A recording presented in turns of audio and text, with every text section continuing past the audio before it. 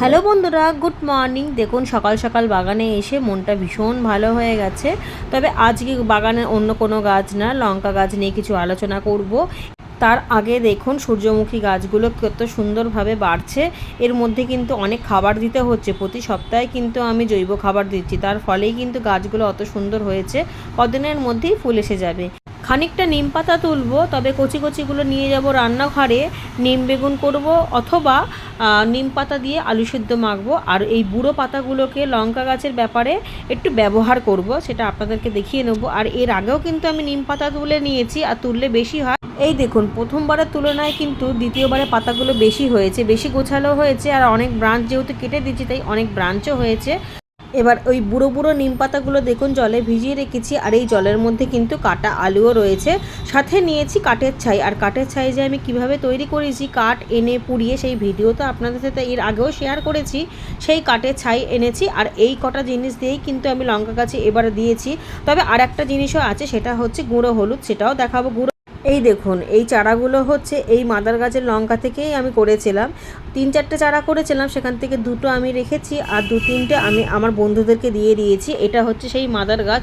লঙ্কার যাত্রা এতটাই ভালো আর লম্বাটে আর ভীষণ ঝালও, তাই জন্য এর থেকে চারা তৈরি করেছি। আর লঙ্কা গাছে দেখুন একটাও কিন্তু পাতা কুঁকড়ানো নেই। এর আগেও আমি অনেকবার লঙ্কা গাছ করেছি, সেখানে হয়তো ফলটা আমি খুব ভালো পেয়েছি, অনেক লঙ্কাও পেয়েছি, কিন্তু পাতা কুঁকড়ানোর সমস্যা থেকে একেবারেই দূর হয়নি। হয়তো কিছুদিন লঙ্কা পাতাগুলো হয়তো কম কুঁকড়েছে, বা কুঁকড়ানোর পর কিছুদিন ঠিক ছিল, আবারও নতুন করে যে পাতাগুলো বেরাচ্ছিলো তখন কুঁকড়েছে। মানে মোটামুটি ভালোই স্ট্রাগল হয়েছে এই লঙ্কা গাছ নিয়ে। তবে এবারে যখন আমি করেছি একদম অন্যরকমভাবে করেছি, সেটাই আপনাদেরকে শেয়ার করব। আর এই চারাগুলো দেখুন, এখানেও পাতা কিন্তু একটাও কুঁকড়ানো দেখবেন না। যখনই কোনো পাতা দেখবো যে কুঁকড়ানো মনে হবে, তার আগে থেকেই আমি লঙ্কার মাথাটা কেটে দিয়েছি, যাতে নতুন পাতা যেটা বেরাবে সেটা যাতে খুব ফ্রেশ হয়। আর বেরানোর সময় হচ্ছে দেখা যায় যে পাতাটা কিভাবে বেরাবে, সেটা কুঁকড়ানো বেরাবে না ঠিক বেরাবে। সেই জন্য মাটিটাকে আমি একদম এবারে প্লেন করেছি, যেমন শুধুমাত্র গোবর সার আর অল্প বালি আর একটুখানি মাটি বলতে আমার বাগানের যে মাটি তৈরি হয় পাতা পচা সার দিয়ে, সেই মাটিটা তৈরি করে নিয়েছি। আর তৈরি করার সময়তেই আমি দিয়ে দিয়েছিলাম কাঠের ছাই, মিশিয়ে দিয়েছিলাম। আর গাছটা যখন একেবারেই ছোট ছিল, ধরুন 2 আঙুল বা 3 আঙুল, তখনই দিয়েছিলাম হলুদ গুঁড়ো। আর হলুদটাও কিন্তু আমার বাগানের হলুদ, আমার যে বাগানে হলুদ গাছ করেছিলাম সেই হলুদ গাছ থেকে যে হলুদটা পেয়েছি, সেই হলুদগুলোই গুঁড়ো করে রেখে দিয়েছি বাগানের জন্য। কারণ রান্নায় ব্যবহার করলে তো কিছুদিনের মধ্যেই শেষ হয়ে যাবে, তার থেকে ভালো গাছের জন্যই ব্যবহার করা যাবে। অল্প অল্প করে সারাটা বছর চলে যাবে, তার মধ্যে আবারও গাছ বসিয়ে দেবো। আর এখানে দেখুন লঙ্কা যেমন ফুলেছে, তেমন আবার নতুন করে ফুলও এসেছে। আর কিছু কিছু ফুল থেকে তো লঙ্কা হওয়া শুরুও হয়ে গেছে, সারাটা বছরই পাবো। এই গাছটা আমি বসিয়েছিলাম বর্ষার শেষে, আর সেই বর্ষা থেকেই শুরু হয়েছে লঙ্কা দেওয়া, এখনও পর্যন্ত হচ্ছে। কিছু রান্নাঘরের কাটা আলু দিয়েছি, এগুলো কিন্তু পুরো ভালো আলু, কোনোটাই পচা আলু না। কাটা আলু এইভাবে জলের মধ্যে ভিজিয়ে রেখেছি প্রায় 15 দিন মতো।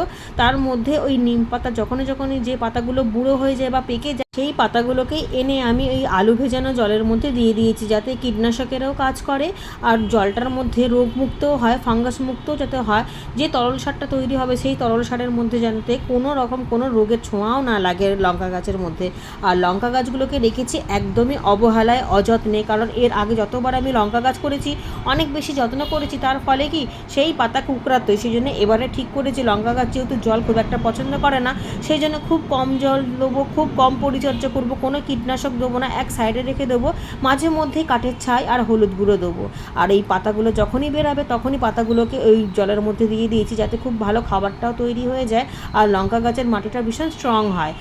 আর ওই আলু আর নিম পাতা দিয়ে তরল সারটা হয়েছে, সেই জলটাকেই কিন্তু আমি গাছে খুব ভালোভাবে ছিটিয়ে দিয়েছি বা স্নান করিয়ে দিয়েছি যতবার আমি দিয়েছি। কারণ লঙ্কা গাছ তো বেশি জল পছন্দ করে না, তাই গোড়াতে বেশি জল দিইনি ততক্ষণ না মাটি শুকনো হয়। তবে যেহেতু ফুল এসেছে, তাই জন্য তো আমি কাঠের গুঁড়ো দিতে পারবো না, তাই জন্য এই তরল সারটা দিয়ে দিয়েছি ছিটিয়ে, যাতে পলিনেটাররা এসে পলিনেশনটা করতে পারে একদম প্রাকৃতিক নিয়মে। আর যেই গাছগুলোতে দেখুন ফুল আসেনি, সেই গাছগুলোতে কিন্তু আমি কাঠের ছাই বারবার করে এইরকম গাছের পাতায় দিয়ে দিয়েছি, যাতে কোনো রকমভাবেই পাতা কুঁকড়ে না যায়। তার সাথে মাটিতেও খানিকটা দিয়েছি। আর এই কথাটা বারবার মনে রাখতে হবে, লঙ্কা গাছ কিন্তু একদমই বেশি জল পছন্দ করে না, তবে যখন ফুল আসবে তখন একটু জলটা দিতে হবে, সেটাও খুব মেপে বুঝে। আর এই হলুদটা দেখুন, এই হলুদটাই হচ্ছে আমার বাগানের হলুদ। এটাকে আমি বিভিন্ন প্রসেস করেই হলুদ গুঁড়ো করেছি, যেমনভাবে দোকানে পাওয়া যায়। আর কিভাবে হলুদটা করেছি সেটাও আমার শর্ট ভিডিও বা লং ভিডিওতে দেওয়া রয়েছে, আপনারা চাইলে দেখে নিতে পারেন আমার গার্ডেনিং চ্যানেলে। এই দেখুন হলুদ গুঁড়োটা এইভাবে ছড়িয়ে দিয়েছি। যেসব গাছের জল খুব কম লাগে সেই সব গাছে অনেক সময় পিঁপড়েরা বাসা বাঁধে মাটির মধ্যে, সেখানে পিঁপড়েরা গাছের শেকড় থেকে রস চুষে খেয়ে নেয়, তার ফলে গাছটা ধীরে ধীরে মারা যায়। ঠিক সেরকমই লঙ্কা গাছে যেহেতু খুব কম জল ব্যবহার হয়, তাই জন্য লঙ্কা গাছে যাতে পিঁপড়ের উপদ্রব না শুরু হয়ে যায় মাটির মধ্যে, সেই জন্য আমি খানিকটা হলুদ মাঝে মধ্যেই দিয়েছি, ধরুন 15 দিন বা 1 মাস পর পর দিয়ে দিয়েছি, যাতে মাটিটা রোগমুক্ত হয় আর পিঁপড়ে বাসা বাঁধতে না পারে। এতে কোনো রকম কোনো অসুবিধা হবে না। তবে ফুল আসার পর না হলুদ গুঁড়ো দিয়েছি না কাঠের ছাই দিয়েছি, এগুলো আগের ছাই ছিল। ফুল আসার পর কোনো রকম পাতার মধ্যে কোনো ওষুধ দেওয়া যাবে না। আর আমি যেহেতু জৈবভাবে গাছ করি, তাই কোনো কেমিক্যাল সার ইউজ করি না। আমি জৈবভাবেই গাছ করি আর জৈবভাবেই ফুল ফল তৈরি করি। আর এই লঙ্কাগুলো পাকিয়ে রেখেছি এই কারণে, যাতে এখান থেকে বীজ রেখে আমি আবারও নতুন করে চারা তৈরি করতে পারি। আপনারা যদি কোনো ভালো গাছ পান, সেখান থেকেই কিন্তু আপনারা বীজ রেখে দিতে পারেন। এর থেকেই আপনারা খুব ভালো চারা তৈরি করে নিতে পারবেন। সমস্ত ভ্যারাইটি তো সমান না। তাহলে বন্ধুরা, হয়তো আমি বোঝাতে পেরেছি, শুধুমাত্র কাঠের ছাই, হলুদ আর নিমপাতা, আলুর জল দিয়েই আমি লঙ্কা গাছ খুব সুন্দরভাবে তৈরি করে লঙ্কা পাচ্ছি।